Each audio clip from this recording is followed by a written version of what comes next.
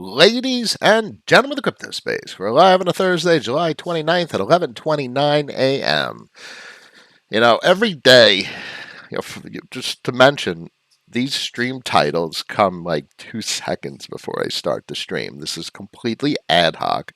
I think all morning, and a lot of my ideas come out in tweet form for, record purposes, and to convey the ideas to everyone and hopefully make a difference and an impact. Point being, um, it's a nonstop flow of ideas, and this is the best part of my day where I get to talk about them and and really dive into them. And I mentioned a couple of things this morning on Twitter that obviously culminated in the title of the stream. Some things are maybe, some things are inevitabilities. I like thinking in terms as such. There's no such thing as a certainty because that kind of has like, what's the difference between a certainty and an inevitability? It's kind of a semantics question. It is a semantics question. But inevitability kind of doesn't have like a time horizon, a specific time horizon. But if the sequence of events that's unfolding currently continues to play out, certain things are inevitable. So I guess you could call that a certainty um, in some regards. Maybe they're analogous terminology. So, I kind of said that on Twitter that the only thing that's certain is uncertainty. So maybe there is no such thing as an inevitability. Semantics will blow your mind, boys and girls. Sure as hell blows mine. But point being, the title formed from thinking about the way the system is trending, and there's certain inevitabilities. What's on my mind really is negative interest rates around the world. It's not here in the U.S. because the Fed is, psychologically fearful of negative rates, rightfully so, because negative rates destroys the commercial banking system. Nobody's going to lend with negative rates. Why would anyone give out money expecting to get less back? It makes no sense. So, with negative rates prevalent or just almost completely encompassing all systems outside of the planet. Almost everything is negative rates outside of the U.S. Um, no one's incentivized to lend, so that destroys commercial banking. And the direction everything's heading really is central banking backstop and the centralization of banking infrastructure, um, and the elimination of commercial banking or the marginalization of commercial banking, and that's meaningful. We talk about in the crypto space decentralization, which technically is the commercial banking system as compared to the central bank. You know, banking started with commercial banks, the decentralized commercial banks. And then the central bank came in to backstop the commercial banks because they just kept fucking up. That's really what happened. So, if commercial banking is marginalized, the central bank is the only one lending. And with deeply negative rates, well, the only way they could really get to deeply negative rates, which is highlighted by statements by the UK recently, is with CBDCs. Because with CBDCs, then they could really control the flow, the capital flow, capital controls. They could stop payments or they could force payments. If you could distribute capital to every citizen and force them to spend it by the end of the month, you have complete control, really, over velocity in many regards. Technically, if you're giving people money, maybe you're lending it to them. Conceptually, we're not there yet, but that may play out as such with forced expenditure. They could directly have control over GDP in many regards, and this is all very tantalizing, particularly as expressed by what's his name from the BIS, the big boy. And that boy, loves total control, as he said. And they've all mentioned it. And the central banks are talking about it. And the sovereigns, the countries, the politicians are starting to talk about it because it gives them power to make things better because the centralized government structure makes things better, and the people are incompetent and incapable of managing and governing themselves. So we need the government to help us do things better. My goodness. Let's get into some comments. I got a couple of documents. I want to look at some charts. Let's dig in. Today's episode is sponsored by Change Angel, the non-custodial swap exchange for social goods. Stop depositing on exchanges, not your keys, not your crypto, non-custodial DeFi, or nothing at all. Bam! Let's pop it over to the main screen and see who's in the stream. Got Joe's in the house. Some things are tasty, some things are inedible. So true. Ronsky, greetings. A pleasure. Sir Joe, present. Ding ding. Bad signal on the train, but I'm not missing the Noah stream. Should be good content.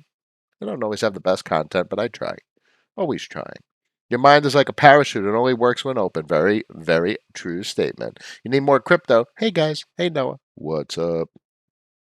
I got a question for you. Do you still have any interest in Keeper DAO? Very much so.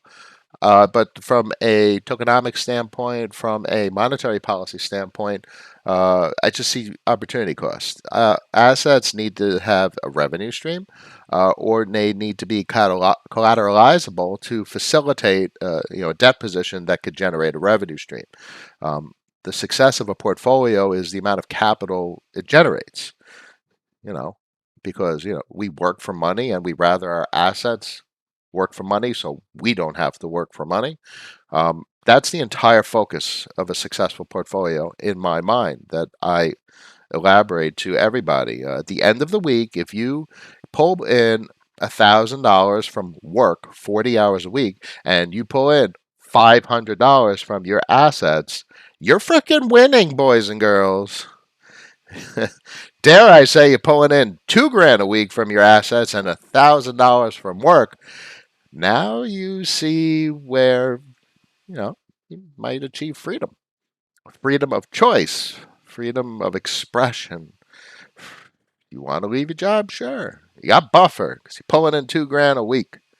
So this is what I talk about as the way to think of things, and things are always changing. So what do I have up here? I'm talking about he's Frax.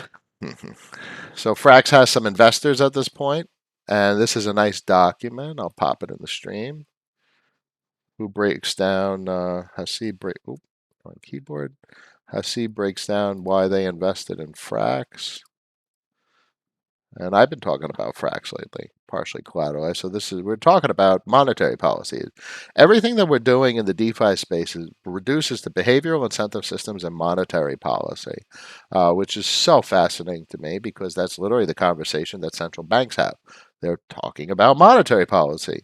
So we're talking about monetary policy in the crypto space. We've had more monetary policy innovation in the DeFi space in the last year and a half than the entire history of central banking and sovereign nations, period, throughout history.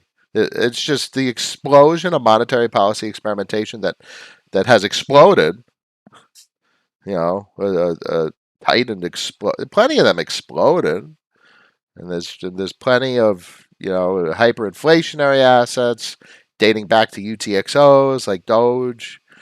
And there's plenty of deflationary assets that we've seen. Stratera was a nicely designed deflationary asset that most people won't even know the reference to it, but obviously it was just net deflationary. It just never caught on, and that's not a bad thing. But from a monetary policy standpoint, very simple. The contract was very simple, and that's the point. The point is, it was an idea that was experimented with and executed, and now people could reference the contract because it's immutable in the blockchain and use that ideology to, in theory, iterate and make a better product or service that may catch on. So Frax is fascinating. It's thus far the only highly successful programmatic algorithmic stablecoin. And this document that I posted for you guys explains what it means and how it works technologically. It's a very lucrative asset. 100 million mint. That's down about 0.9% thus far. It's deflationary, meaning there's about 99,100,000. So that's pretty cool. So it's a deflationary asset.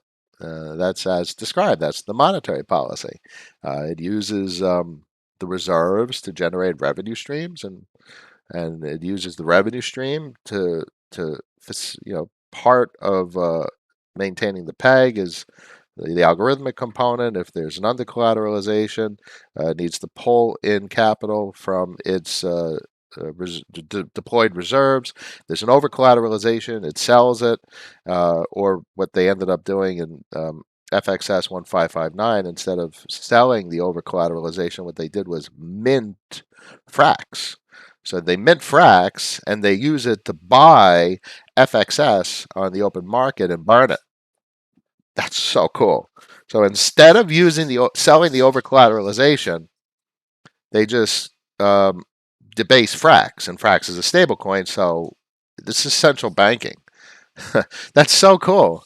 So there's a deflationary governance asset, and Frax is getting debased, part of the peg maintenance process, and that debasement is used to trigger deflationary pressures on FXS. Man, the more I think about it, it's one of my favorite assets. Um, it's not right for everyone, particularly because you need a large FXS position to generate significant staking rewards, and that's meaningful. I myself no longer have max stake or max VFXS for max stake, because I put in a fair amount of capital. I have about 87 grand in Frax and USDC on Uni V3 positions. So these multipliers are partly because of the VEFXS and partly because of the time lock. See, obviously, if you lock for a year, which I locked about 11 grand for a year, you get 2.4% at my VEFX size, position size. For 30 days, it's about 1.792. So what is 1.792? 27.5% base times 1.792. So you're talking about 45, 50% yield per year on $19,000. Yeah, it's awesome. So there's exposure to USDC. Circle is going to go public. There's questions with regard to stablecoin regulation. So there's complexities there. Frax stablecoin, I just described how it works. You see the document in the stream. MStable is another story. So interestingly, if you go over to staking page overview, and you go over to, you see Polygon, MStable, Frax, MUSD. Ah! So that's so cool. That's big stuff in my opinion. I like that, and that's on Polygon too. So you get your cheap transaction fees. So MUSD obviously is a risk mitigated stablecoin because it's backed by stablecoins of various risk profiles. Um, and that's awesome. You know, the art of deploying capital really is risk management, and this is risk management to the extreme. DAI, SUSD, USDC, and USDT. Those are the stable coins. And to top it all off, MUSD and MStable incentivizes MUSD paired with GUSD. So MUSD is risk considerate stablecoin backed by stablecoins, and GUSD is a one-to-one peg with dollars in a bank account provided by one of the most regulated banks in the entire crypto space, Gemini.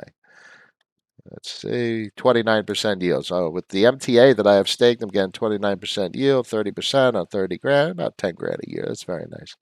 It pays for my taxes. Too cool. So, a lot of folks will get swayed because of 30%.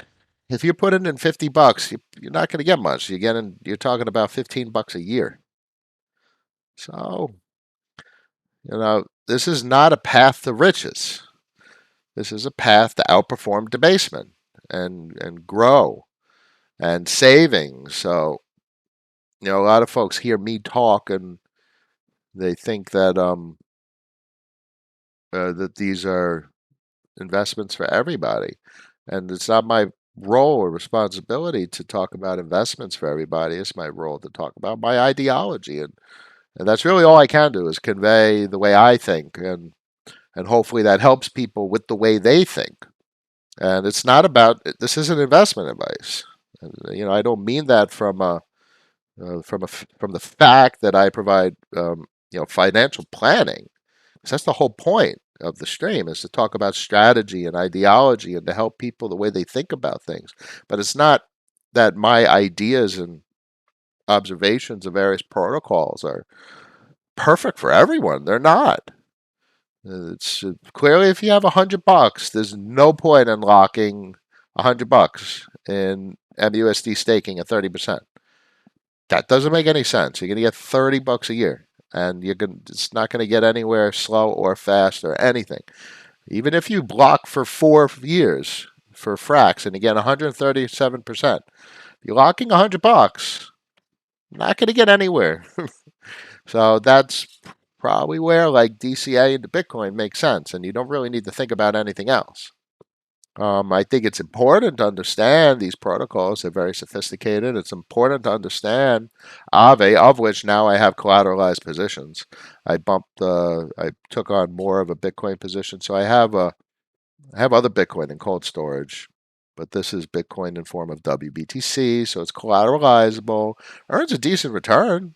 I'm not going to complain about 1% on Bitcoin. That's awesome. Clearly, it's trivial, but it's what 1% is $800 a year, but it's greater than zero, and that's so cool because it's denominated in Bitcoin. Oh, by the way, I got that BlockFi rewards credit card, so the cash that I spend is giving me Bitcoin rewards. I have $60 in Bitcoin rewards already in the first month. That's so cool. That really is. Spend the cash, get a Bitcoin rewards. So a lot of my Frax position is USDT. So I took the Bitcoin and Ethereum, collateralized it for stablecoin. So I have a short USDT position. I converted USDT into Frax and USDC.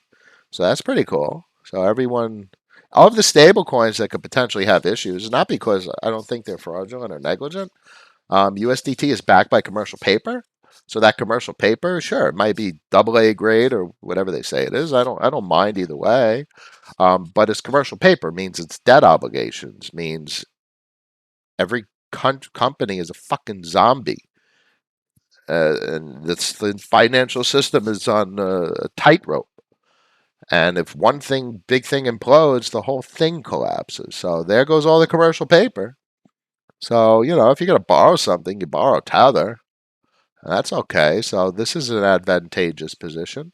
Obviously, with the capital I reallocated to Bitcoin and Ethereum. Now I have a long Bitcoin and Ethereum position. It's not a trivial amount of capital. And I have a short Tether position.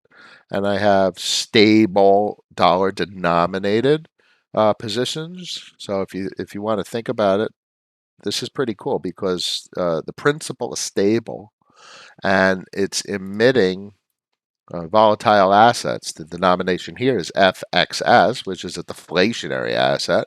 So that's pretty cool. So stable assets emitting deflationary assets. So it also emits USDC and Frax because it's Uni V3 pools. But this is nice. This is about a day and a half. So I'm getting over $100, about 100, let's say 80 to $100 a day. That's nothing to complain about. It's a couple grand a month. And this thing just cranks out capital. Huh. VEFX supply. That's a nice dip. No, I mean, it's not a big dip. It's half a million. Percent total FXS locked is just growing. So the FXS in circulation keeps getting locked. And here, FXS locked has gone from less than, where's that number? FXS locked. No. Supply. No. Circulating. No. Anyway, I was looking at a metric. Here, let's look at average lock time for years. Huh. That's probably bit of, well, it's not that bad. It's over a year. Everything's over a year in less than 1.2 years, so the average lock time. That's a long lock time, so that disrupts circulating supply significantly for a period of time. Interesting. Let me go through some comments. I got to catch up. Greetings from Australia. Pleasure, Div. Patrick, folks bullish on Ethereum, or do you feel EIP 1559 already priced in? I certainly do not think it's priced in. Lending on Aave using stables for yields. Stables for yield. You know, all my stables right now, right on Frax and MStable. My convex position has been reduced. So that's less. You know, I was up a much higher, but this, come on, who the hell's going to complain about that at 64% yield? You know, it's discomforting, and it became a little unsettling um, at with the volatility of curve, which I keep an eye on. Um, you know, it broke down, it retested, and it failed.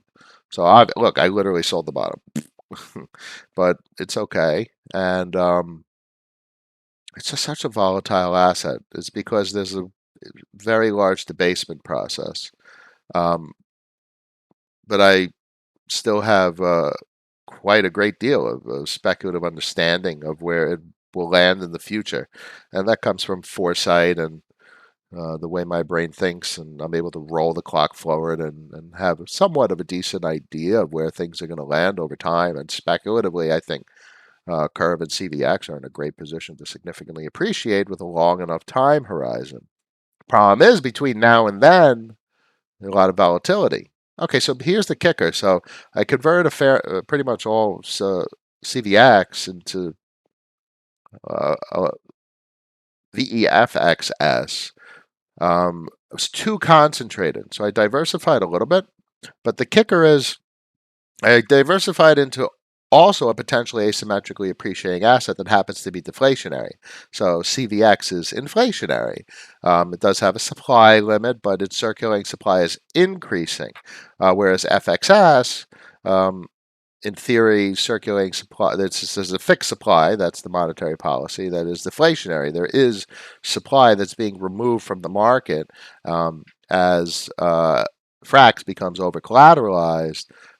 Frax is minted and used to buy back FXS, which is a deflationary pressure or a constant buy pressure. So, there was an opportunity cost analysis. I was too concentrated to the convex play. It doesn't mean you take all your capital and think, oh my God, I made a mistake and something else is better, so I'm going to throw my capital at something else. No, yeah, it's not easy, the process of reallocating capital. And if you folks remember, I was heavily allocated on Polygon during the Polygon fever. But we moved when opportunity cost emerged. And the point is, you hold no allegiance to these positions. The best position wins. You're in this for you. So you have to make adjustments as you see fit. And everyone's adjustments really are subjective. You're needing to respect yourself and your opinions, and you need to find conviction. You need to find comfort and anxiety relief. So you can't be second guessing everything, of which I have a history of doing, but I've gotten better. And I've taken more time and extended more due diligence before making adjustments. And I'm able to sleep better at night, and I'm more comfortable with letting things sit. Look, I have the FXS locked for 4 years. I have Curve locked for probably another 3 years at this point, and I'm very comfortable with that. Writing's on the wall, in my opinion. Spike, yo, what's up? Vincent can't get enough of the content, my man, and it won't stop. Can't stop, won't stop.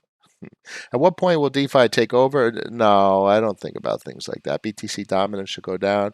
That's what crypto macro. It's irrelevant. What's pertinent is the protocols, the monetary policy, how legacy finance completely failed to innovate failed to innovate with regard to financial services and financial opportunity. There's literally nothing interesting whatsoever in legacy finance. And I look at legacy finance. I understand options. I understand REITs. I understand dividends. I know preferred stocks. I know indices. I know commodities, of which I do have capital deployed to commodities. Uh, Not traditional commodities, but, you know, graphite, um, lithium, cobalt, and nickel is the battery metal miners. So I know where to deploy capital. The only freaking thing that's even remotely interesting is the crypto space. This is interesting. This is so interesting. There's nothing interesting back there in legacy finance. Like, seriously. Johnny Fur's in the house. Yo, need more crypto. What percent of your portfolio is deployed to cash now? Well, I guess cash. But I got debt. So I got a 30 chip in there and an 80 chip in there. So it was 87. And then minus um, staking. Is that 87? So 30. I don't know if this ever loads. Obviously, I'm streaming, so nothing works because I'm not buying a new computer right now. So let's say I have 110 minus 52. So I have 50 grand in cash, which is probably 3% of the portfolio, you give or take. So it's a small amount. The vast majority, the largest component is convex. Still have a nice Bancorp position. I don't load it. It's a heavyweight D-app. If you guys don't know, you have all these tabs open. Your computer's going to basically grind to a halt every now and then. So if you right click on like Brave, you get a task manager, and that looks like this, and it'll show you the memory footprint, and you could just kill tabs. So other than these tabs, like this is that feature I showed you guys a while back where you could collapse tabs. The task manager allows you to kill tabs, which results in a page that looks like this, which is cool because now you still have the tab, but it's not consuming any memory. So that helps you keep a huge amount of tabs open. And these D apps are heavyweight. Look at this stuff. Hundreds and hundreds of megabytes that add up real quick. Food for thought. Food for thought. Bottom, so I'm not alone here, Igor. Yeah. Well, if you think about it, I sure as heck didn't. So I got 447,000 CVX CRV. That's a heck of a position. Um, Hello, Noah. Finally caught you live again. Is Hex backed by the FTX founders? Certainly not. Um, there's something to consider here. Uniswap. Vision. Hex recently just got hammered in price. If you guys haven't noticed. Not that I really look at it often, but it just got literally obliterated. It got pulverized in the last week. And I had some charting that I did. Do you guys realize in the last week, since July 15th, the last 2 weeks, Hex is down, it's still going down. Damn. It's down over 50% in 2 weeks. It's down 51.27% in 2 weeks. And someone dumped the crap out of it on a 12-hour time frame. This candle is massive. This was a 60.69% dump from the all-time high. That's a massive, massive dump. The run-up is big. The run-up since like the beginning of the year is give or take 2,600%. There's plenty of assets that are up 2,000%. I don't know what people are talking about 30,000%. That doesn't make any sense to me. But in 2021, it's up about 2,600%. Plenty of things are up 2,000 and change percent. Ave's up a couple thousand% from Lend. It used to be called Lend. Now it's called Ave. UBT, Unibride was another asset that pumped massively. There's plenty of assets that are up a couple thousand%. Um, there's nothing unique about Hex. It's a protocol. And, it's not something I find that interesting because the emissions are debasing. And that's eventually the debasement will catch up. And the debasement, so basically the asset or the game theory deployed is a pressure balance between debasement and locking incentives. So it's a monetary policy. But it's certainly not the holy grail of a monetary policy because there's no transaction fees involved. There's incentivized supply disruption, obviously. But if you want to incentivize supply disruption, that's exactly what like Convex does. You're disrupting circulating supply by offering 64%. But to top it all off, there's a base APY because of C3 CRV yield. So there's yield from transaction fees. So there's a base. The thing is with Hex, there's no base. There's no anything other than inflationary yield. So from a monetary policy standpoint, it's not that interesting. Um, and the yield isn't even that impressive. Like if you lock for a week, you're basically getting nothing. Um, and if you lock for a year, that means you can't draw a salary, so it's not a functional asset. So you can't put it on a balance sheet. There's no purpose on a balance sheet. It doesn't generate a revenue stream. So I don't, I don't understand the interest in it. Um, I don't find it useful. Um, not that it's not a, it was early, meaning this has been around for a while. So that's meaningful. So this was well thought out and constructed last year in May. That's pretty meaningful. So that was early DeFi. It's just not an asset that I think is interesting from a balance sheet perspective. And I would say that for me, I would say there's a huge amount of opportunity cost. And opportunity cost means you can do so much better with other assets. Um, Not a special monetary policy, in my opinion. Um, you need more crypto. You need ice and nice still on your. Yes, of course, it's a productive asset. So is XTK at this point. I got plenty of capital that I move around. There's no reason I wouldn't move around some more. Oh, look at Curve moving up in price. Yay! Oh, look at that nice little bump. I like it. I love it. This was down to like 680 yesterday. Now it's at 713. Woo, 33 grand. So I don't have a qualm moving more capital. It's all about opportunity cost. Sold, bought. Igor says Noah sold. It's not about selling. I just say that because a lot of people say Noah sold. I didn't have conviction, or I abandoned the cause. That's not what it's all about. The most important thing people need to understand: this is about opportunity costs, and this is a very Darwin thing that we do. This is a fight for survival, and there's no mistake, and you only know how well you did in hindsight. There's nothing wrong with moving capital around, boys and girls, and you should not hesitate for purposes of loyalty or resolve and the community.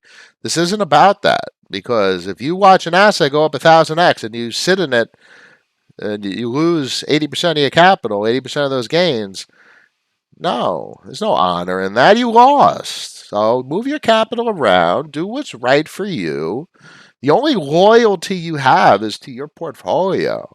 And the whole purpose of the stream is to discuss options, choices, logic, reason, and clearly what I do.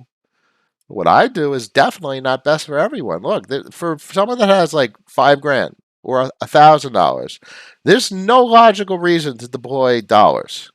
It makes no sense whatsoever. There may be a reason to have FXS, maybe.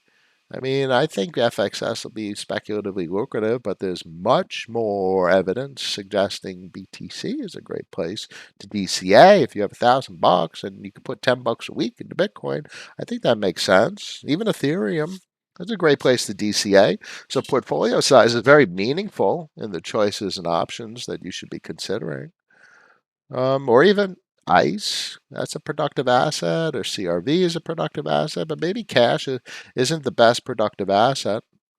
It's important to take $50 and understand AVE, as I've mentioned many a times. First thing to do in the crypto space is surely not to buy a volatile asset, because you need to understand how these assets work. You're going to put $1,000 of your life savings and you're 24 years old into Bitcoin, and you're going to watch it go down to $400 or $500 in a dip, a very temporary dip, and you're going to sell and you're going to lose money. That makes no sense.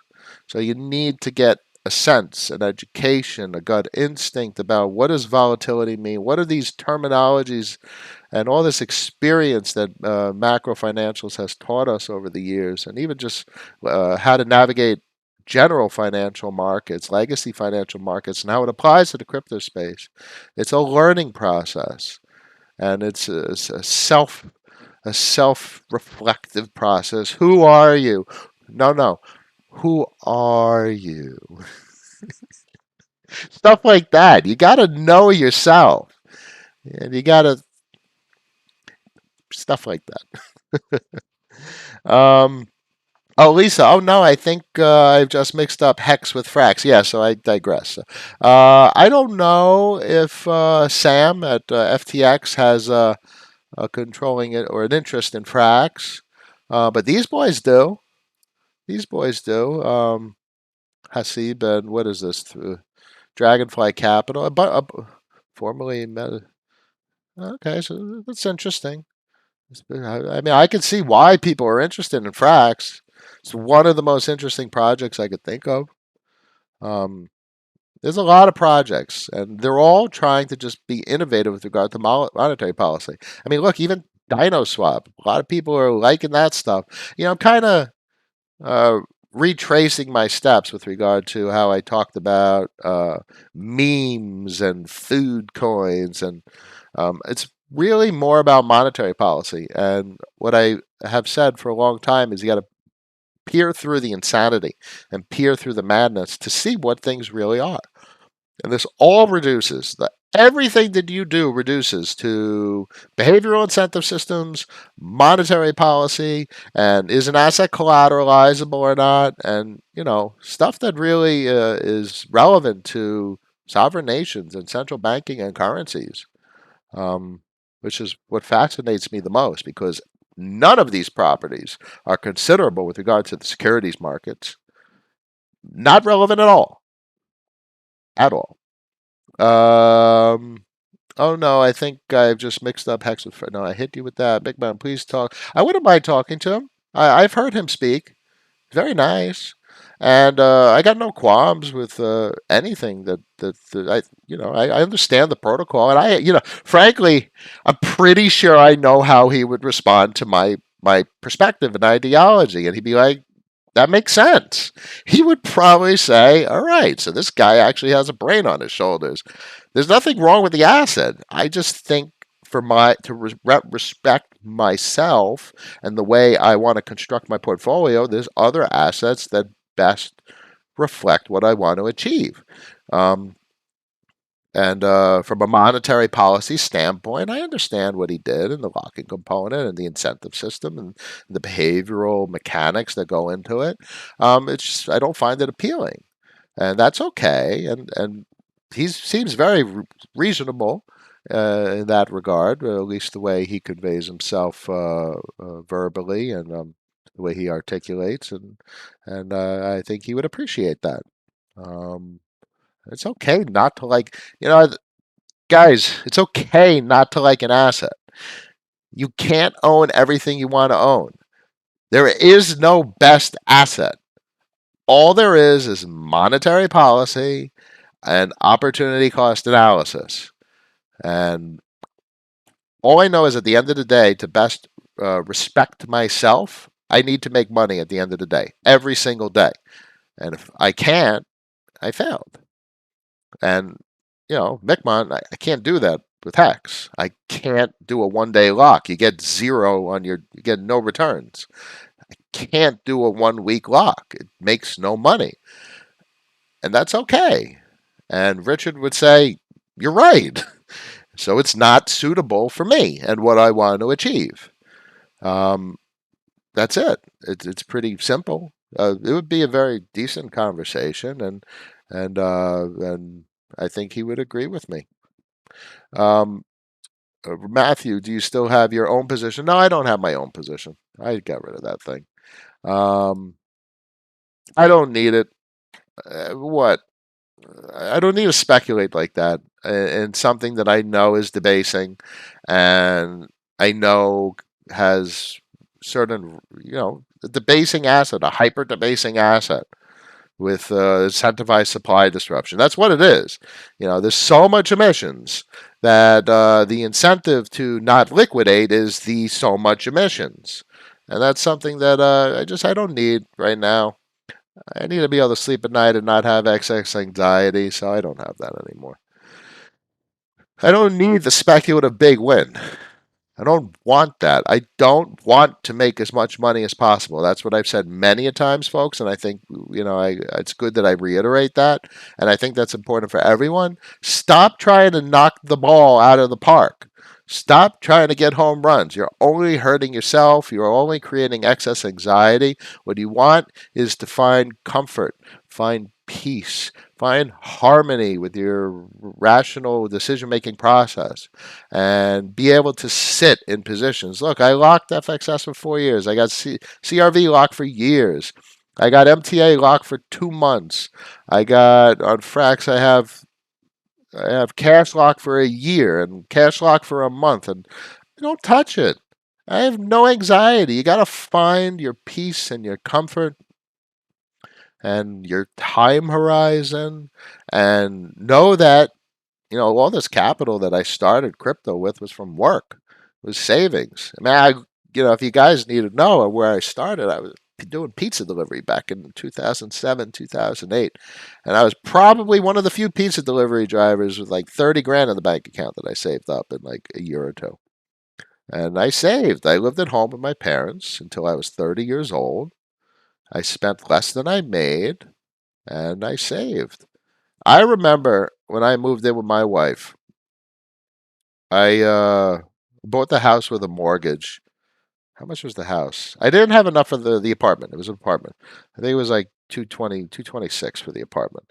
I didn't have enough for it. I had like 120 chip in the bank that I saved cash, living at home with mom and dad. Isn't that the most incredible thing? All these. I'm a parent now, and my parents have passed away. Why do kids leave home? That makes no financial logic. There's no logic to it. You stay at home. You work together. There's such a burden if a kid moves out. Like, stay at home. Save your capital. You want your privacy? Have your privacy. I guess it gets emotional. And I was always comfortable with my parents. My parents knew everything about my life. They knew everything I did. I always talked to them about what I did, why I did it, how I did it, what I was doing, what I was thinking. My parents were, you know, I guess maybe that's a complexity. Maybe a lot of parents aren't like the way my parents were. So I can appreciate that. But that's how I got to where I am. I had 30 grand in the bank working pizza delivery. I had 120 chip when I moved out of my house. And I always spent less than I made. And right now I do the same thing. I have no credit card bills, nothing that I can't pay. And I spend less than I make. I never understood. I never really understood the desire to spend more than one makes.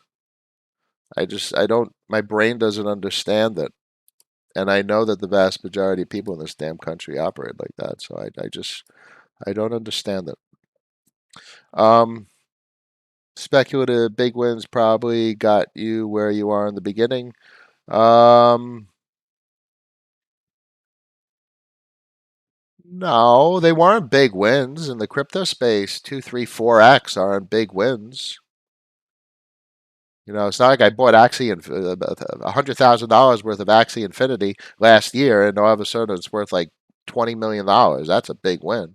But if you turn like 40 grand into 80 grand, and then 80 grand into 160 grand, I literally my entire portfolio, from where I started, is a little over 10x, and that's over years. It's over years. So it's not big wins. It's just big wins are you make a fortune and you never have to work again. And it's taken, you know, trying to hit the ball out of the park. I always took rational positions, looking for less risk. And yeah, and even back in the day, like March 2020, back in the day, but even early DeFi days, it was very calculated. I knew these protocols from 2017, Bancor, Kyber, Synthetics was. I bought Synthetics at like 70 cents. That was a 10x. But clearly it wasn't the entirety of my portfolio, but it was a 10x. And it was a portion of the portfolio. That's not big wins. Putting everything you have into something is a gamble. It's 100% gambling.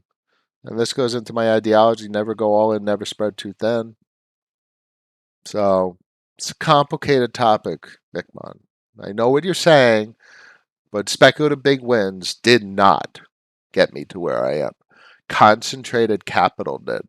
I made large bets, maybe 30, 40% of the portfolio, which is literally what I have right now on Convex. It's, a good portion of the portfolio. But it's not an all in. It's not gambling. Just saying. What did you initially put into crypto overall, if you don't mind sharing? About 120. About 120. In India, people usually stay with their parents unless their job is in another city. Now we're talking mom and pop, grandma and I'm a big family guy. I didn't have a large family growing up. I had a large extended family, but when I married my wife, a Dominican princess, she's got a large family. So they're my family. So I got a large family. I love family. What are we without family? We help each other. That's awesome stuff. Did you ever pick a skill or trade? I'm an engineer. I'm a software engineer, Joe. I'm going to work the second I get off this stream. I got plenty of work to do. I got code to do over here. I got code to do everywhere. So I've been an Android engineer for 12 years. Big companies: American Express, Universal Studios, Royal Caribbean. I don't even remember who I work for at this point. I work for Facebook. I work for Microsoft. I've done a lot. And I guess that shouldn't. I glance over it because that's what I've done, and I know how that must sound when other people hear it. Um, yeah, I've done interesting things. I guess it's something to be proud of. It's interesting, because it's easy to say it's something to be proud of, and when other people hear that's what I've done, they're like, "Holy fuck!" And I'm like, "All right, I worked at Microsoft," and to me, it's a certain feeling. And to others, it's like an unachievable thing. The relative perspective of trying to understand the way other people think, maybe even me. It's just an interesting self dialogue or self reflection.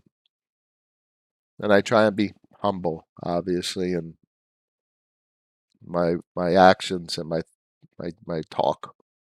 And that's a good reason why I do the stream. I want to help. Um, I've been through a lot. It's been a heck of a road. And I'm freaking tired. Just nonstop. And it makes me happy. Makes me be happy to do what I do, and I take my risks, and I take.